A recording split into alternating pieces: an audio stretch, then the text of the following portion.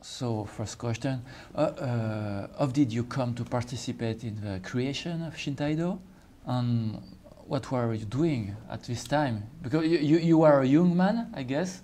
Yes. That's well, direct answer is it was as an extension of my karate training, which I started at the age of 18 under the Master Egami.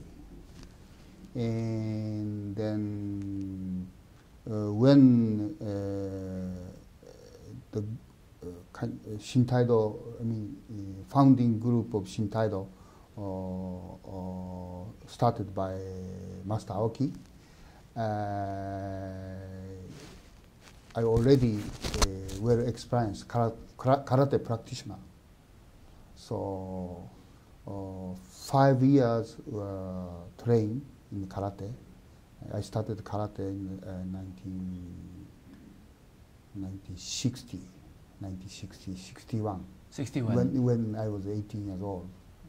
And then Rakutenkai, founding group of Shintaido, founded by Master Aoki at 1965. So again, as an extension of my karate training, which I started with. So for you, it was just an extension of karate practice? Yes. What were you looking for?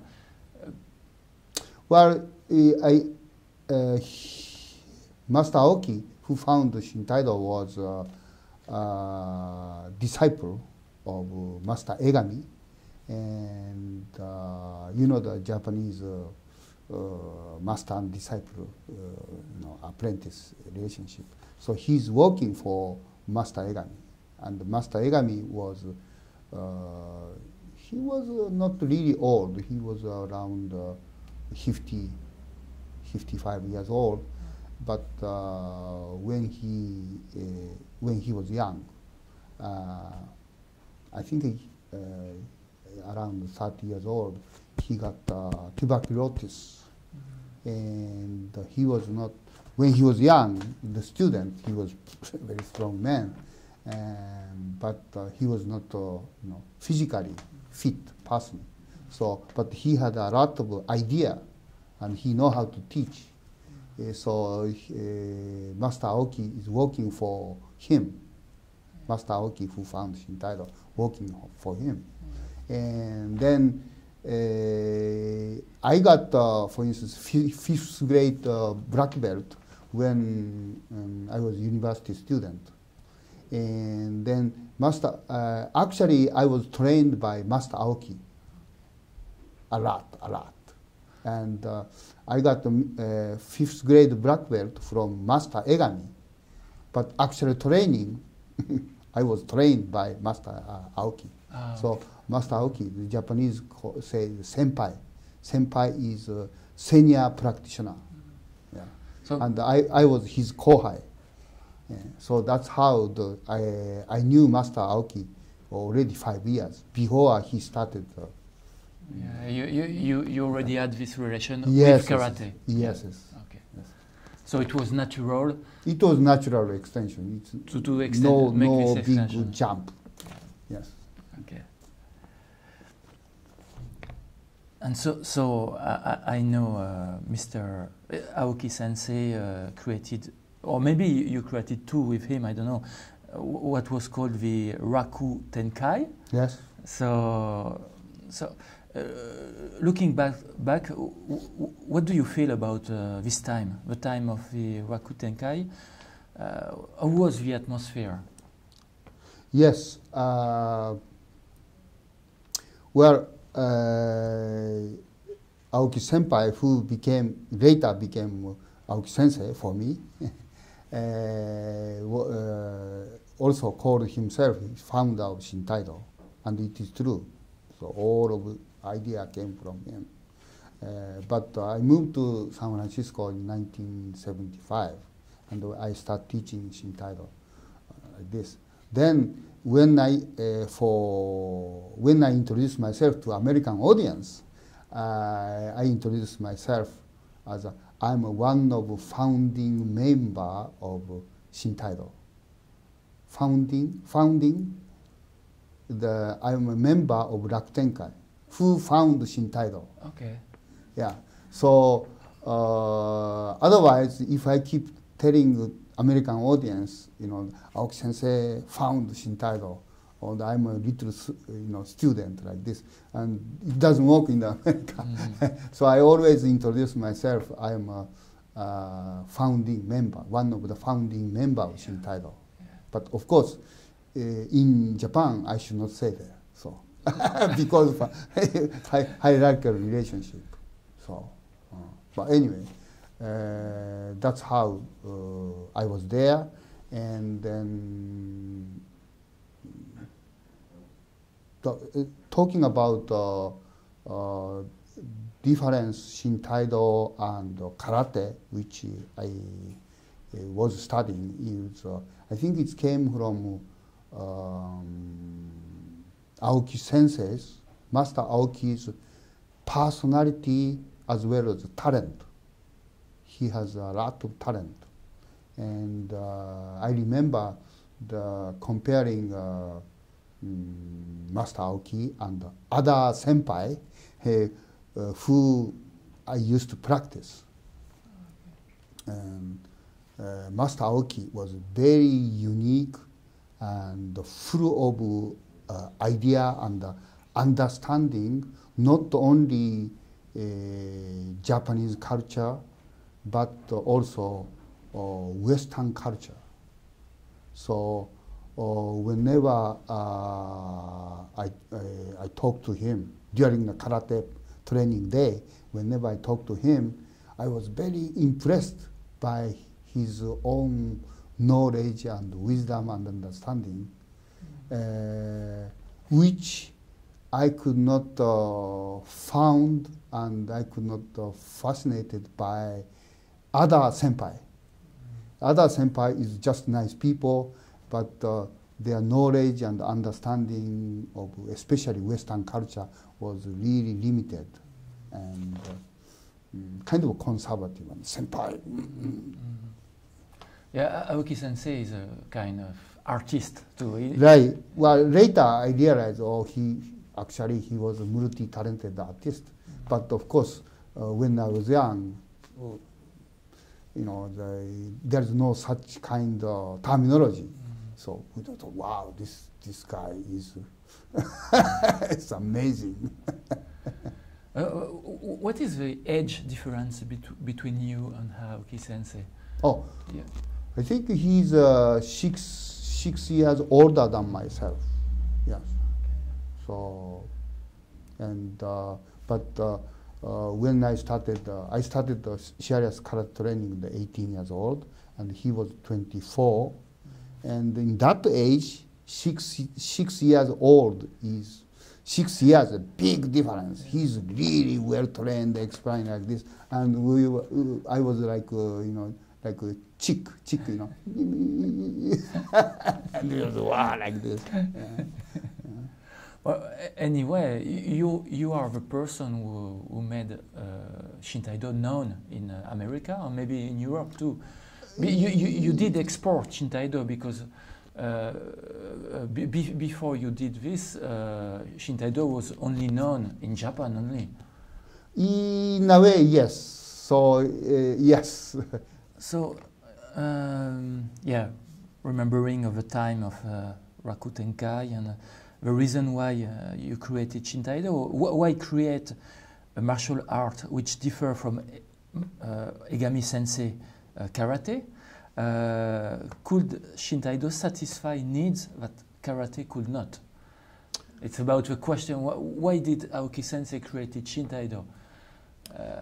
He wanted something else than karate. Was there a need for something else? Or? Yes. I think your question is why we had to start we had to start Shintaido. Yeah. But my answer is a little different. And as you can read the book of Shintaido written by aoki-sensei, egami-sensei's teaching, egami-sensei's way of karate practice and teaching was already unique and in a way kind of avant-garde from traditional karate training. And I think you must have heard about it from Pierre Quetier. You know, the punching is this kind of punching, but our egami-sensei's punching is moving, and so it's already different. So in a way, as extension, so Master Aoki studied. Master Aoki became really good. Actually, he became best disciple of Master Egami, and he kept practicing like this. Then he has a lot of knowledge, not only just hierarchical human relationship with Master Egami, but he has a kind of, I guess, his hidden talent or a gift. So while he's practicing and he's training himself, naturally, for instance, the knuckle, he started finding, maybe open hand expression could be stronger and powerful and more useful than just holding knuckle like this, something like that. So then also, I think he was an artist, so he's always looking for his own expression. So egami-sensei was unique, and he studied a lot from egami-sensei, and then in a way he was looking for how can he be unique,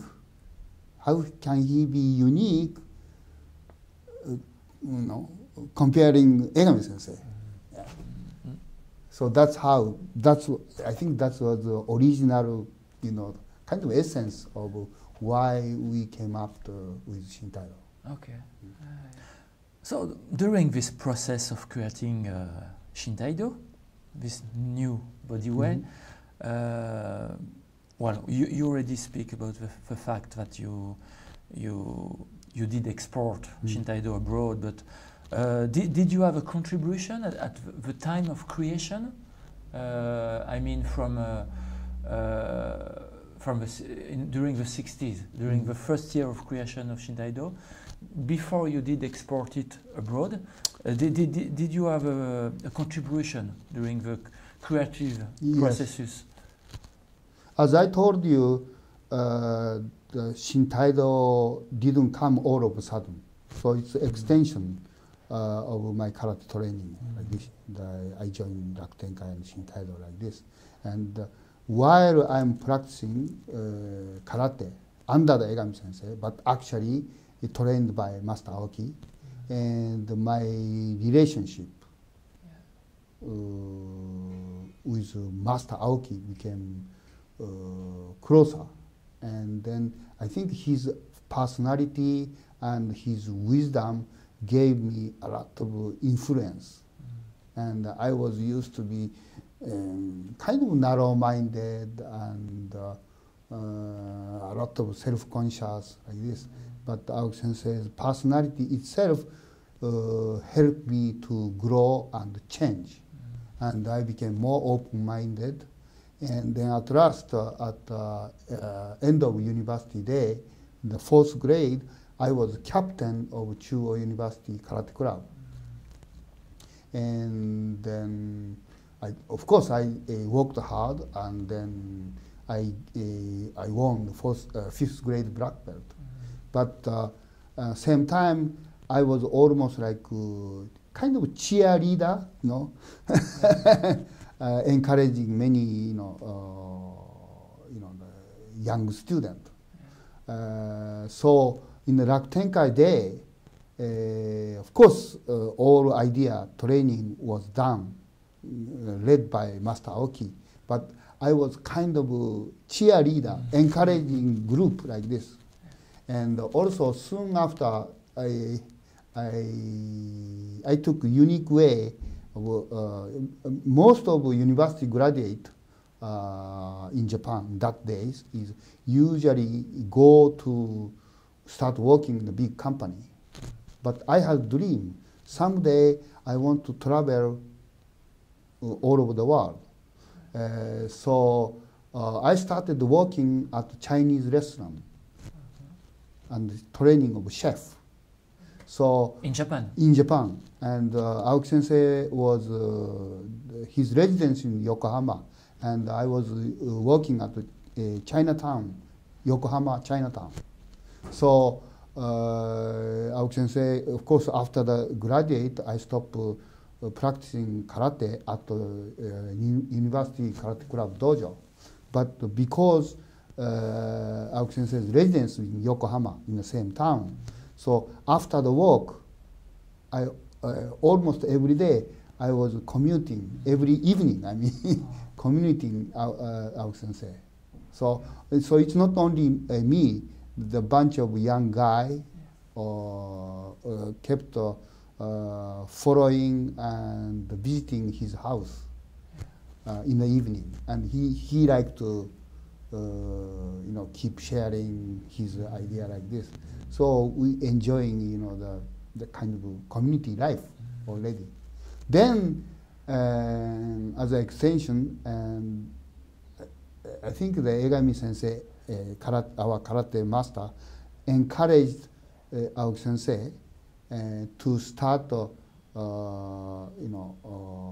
I think egami-sensei himself was not really happy about what is karate itself at that time. So he encouraged Master Aoki to start, actually, he encouraged Master Aoki to develop the new generation karate instructor. At the same time, Master Aoki got a kind of a project. He was asked, to correct all traditional karate kata and publish the book. But anyway, I was kind of a cheerleader of this group, Rakutenkai group, because I was experienced already as a captain of Chuo University Karate Club. And also, I was more like,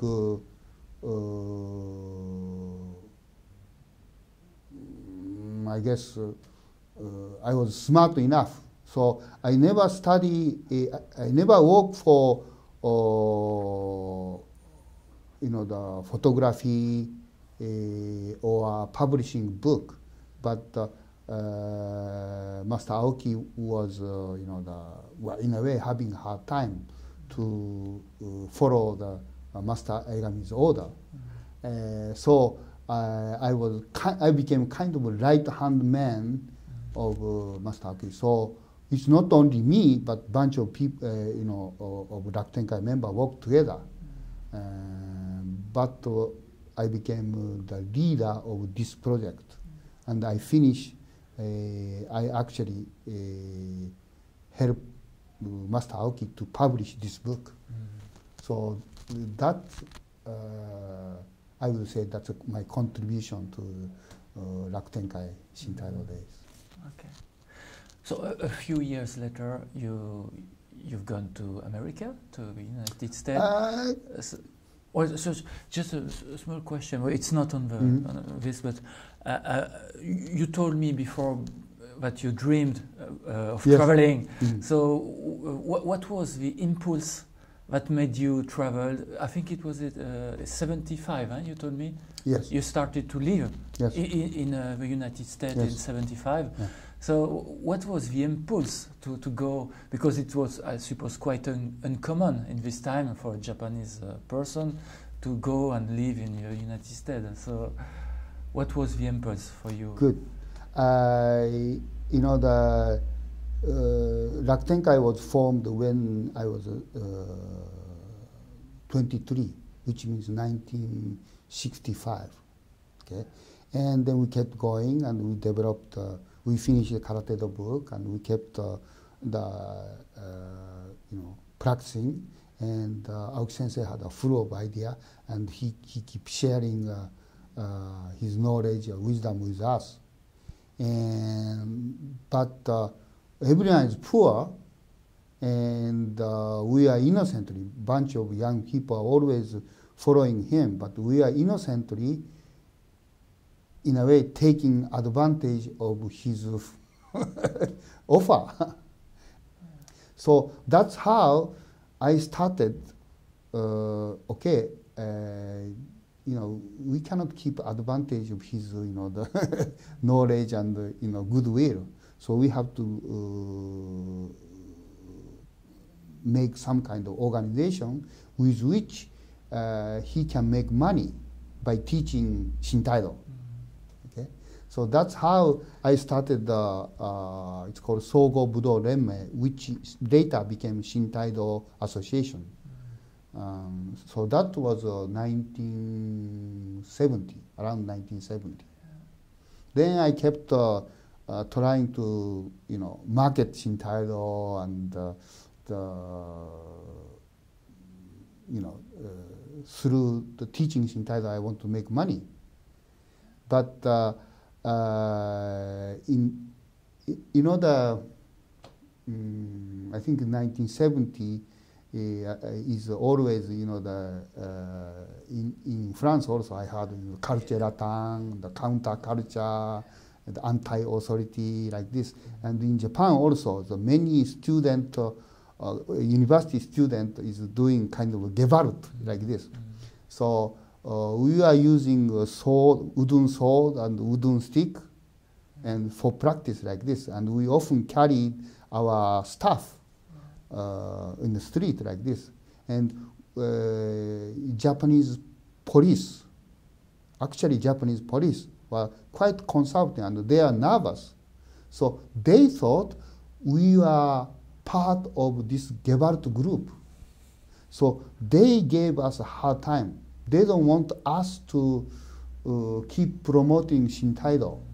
And then I described how great Shintaido is, blah, blah, blah. But they said, no, we have judo, we have kendo, we have aikido. We don't need a new, martial art anymore. So I try my best to market Shintaido, but it's not government, but authority is giving us hard time like this, and the society. And I was living in Tokyo, and I was really got stuck. And in a way, Japanese police giving me a time, because I was secretary of Shintaido Association. So I got stuck, and I really tired of Japanese society and conservative like this. But that's a kind of negative reason. But there's another reason is, have you read the Musashi? Musashi is a Japanese swordman. Musashi, yeah. If you read a book of Musashi, you understand like this.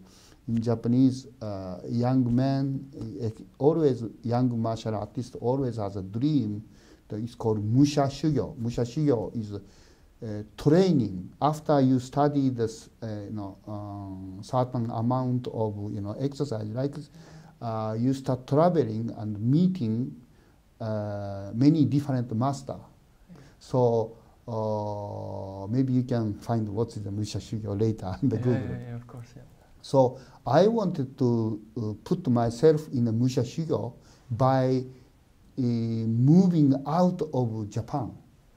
But traditionally, Mushashi is inside Japan. Inside of Japan. But you wanted to do it outside. Outside of Japan. So that's a positive reason. And aoki-sensei encouraged him, okay, you got good idea, so go ahead. So I left Japan. That was 1975. Well, in this time, you thought that you would come back to Japan, because actually you stayed in the United States. Well, for all. You know, this is another inside story. Right? Well, in old days, but it's much easier. So I was not hippie, but it's like the many young French guy go to India and stay there like this. So I don't have any, I just had a passport and sightseeing visa. I moved there, and I thought maybe I'd stay 3-4 years and come back, but I end up staying there. It was a very special time. Yes, I think in 75 in San Francisco, very open. it was really a very open time, and it was a kind of cultural revolution at that time. In this, because everything started at this place in San Francisco. That's right. Actually, many things started in the 60s, New York, modern art, the 60s. Then movement came to the California, and California, San Francisco, Berkeley, many things like the SRN Institute, or this kind of thing happened. Yeah. I think people were very open to That's Shintaido. Right. Yeah. So, yeah. So that's why I thought San Francisco is a good place to start teaching. To start anew, because in Japan it was not so easy. It's conservative.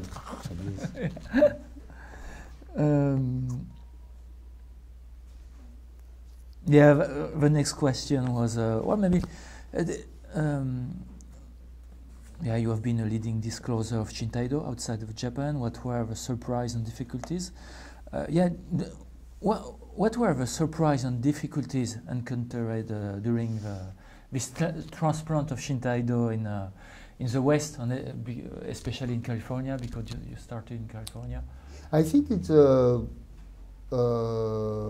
obviously, the language and the human relationship, of course, came from tradition, culture like this. So it was not so simple. For instance, when I start teaching, sharing my knowledge with American students, but of course they didn't think they are my student, they are friend, the friend. So they like to practice like this,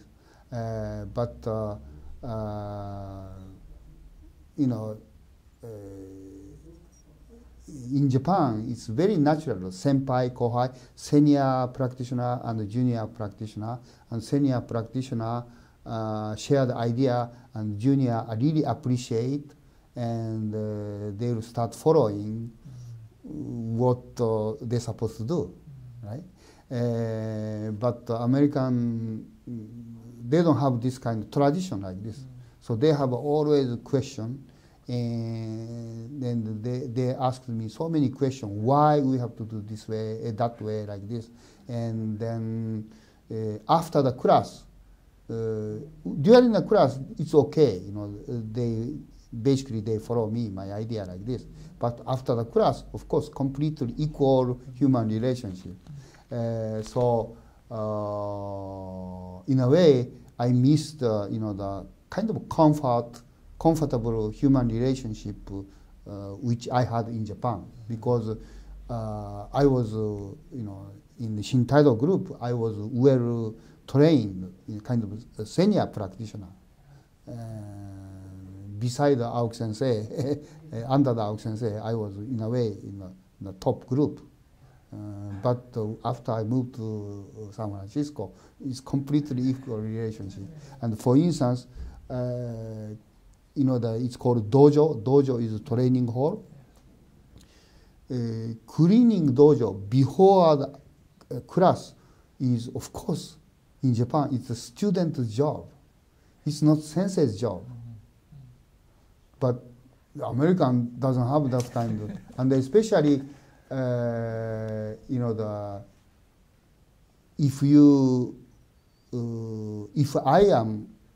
I was a judo instructor or kendo instructor, and there is already kendo and judo dojo school was there, and they must have had a tradition already. But I brought Shintaido, and Shintaido is a kind of unique martial art, new martial art like this. And the people who start coming to study with me is more like kind of a follower of counter culture, so anti-authority. So you know, they don't want to, you know, when they come, they'll train themselves. But they often told me, "Oh, I didn't come to clean dojo." And but I was so serious, so I ended up cleaning dojo by myself. And after the training, I cleaned the dojo again. That's the tradition. And so that was one of the examples. You know, I had a hard time to, you know, I could not force them to do so. So I kept doing like this. But maybe 5 years later, some of my American students went to Japan, and they saw the tradition like this. Few of them came back like this, and they start importing the kind of Japanese tradition like this. Okay. But anyway, to me, it was very experience, and then I always this kind of cultural difference itself is was good opportunity for me to find out why, for instance, why I really have to clean the dojo before the class or after the class. Yeah. Because they need they always ask a question, why we have to do it? I could not, my answer should not be, it's because of tradition. If I say because of tradition, well. Yeah, especially in this time, people didn't like Exactly. tradition. They didn't like authority. That's right. They wanted everyone equal. And, That's right. So it was very difficult. So that was an example. Yeah. And also, you know, not only cleaning the dojo, you know, in Japan it's very natural to serve the tea and bring, you know, the wet towel, oshibori, or something like that before and after. Of course, they have no sense to do that. Yeah. So I have to help myself everything. Then I'm teaching. But it was good. It was good. Yes. And nowadays, so it's different because you told me. Nowadays it's different. Yeah. They respect me well. Yeah. Yes. Yeah.